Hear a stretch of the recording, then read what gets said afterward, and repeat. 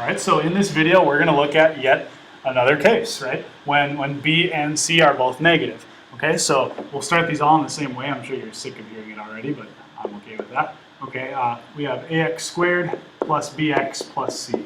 Right, so the first thing we always want to do is identify a, b, and c.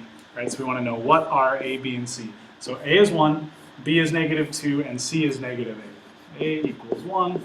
B equals negative 2, C equals negative 8, right? And so we want these two numbers to multiply to A times C, but add to B, right? So A times C in this case is negative 8, okay? Actually, I'm going to write that in red, okay? So A times C here is negative 8, and B is negative 2, right? So we can really write out the factors of 8 here, right? So what are all the ways, maybe even all the ways we can get to negative 8?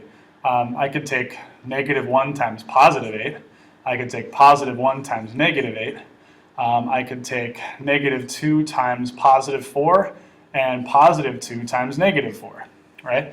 Now we're asking ourselves, well, which one of these ways is actually going to give us what we want, okay? So if we add these up, right, we know that those products are going to give us negative 8, but let's see what the sums actually give us, right? I know that negative 1 plus 8 is going to give me 7.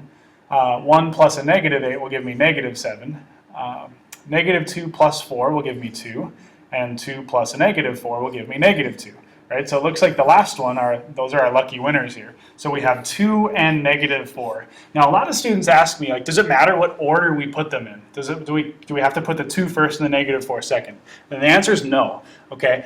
Because of the commutative property, it does not matter what order we put these in. Right? So our final answer on this one will just be x plus 2 times x minus 4. Okay, remember, we know that the first terms of each of these binomials is going to be x, because the first term of our quadratic expression is x squared. Okay, and so now at this time we always just check and see if our answer is correct. Right? This is our answer. Let's go back and check and see if this is actually correct. So we will FOIL this. We'll get x squared. X times negative 4 will give me negative 4x. The inside terms will give me a positive 2x. And last times last will give me a negative 8. I'll go ahead and combine like terms here. And I'll see that when I combine those like terms, I actually have my original question, right? So we have checked this and we have done it correctly, okay? Let's check one more here, okay? So now we have x squared minus 8x minus 9, okay? And so we will, again, write out our standard form of our quadratic expression here, ax squared plus bx plus c.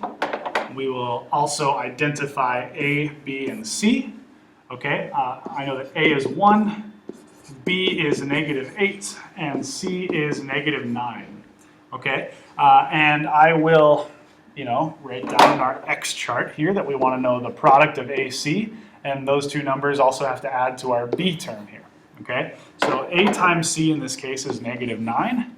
Our B term here is negative 8.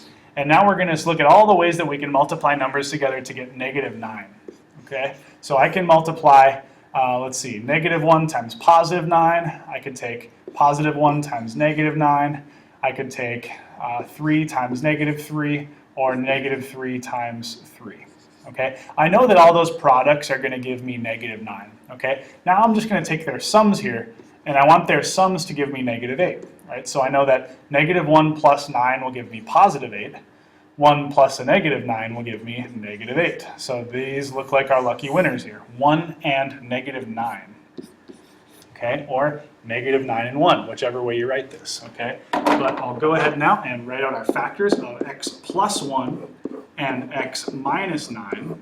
Okay, and this is my answer. Okay, and now I'll go ahead and see if I'm correct by using FOIL. Right, so this will give me now x squared minus 9x. Inside will give me plus 1x. Last times last will give me negative 9. When I combine like terms here, I'll get x squared minus 8x minus 9, which is the original problem that we started with, so we know that we are correct. Okay? I hope all these examples are helpful, but we need to get lots and lots of practice here with factoring trinomials.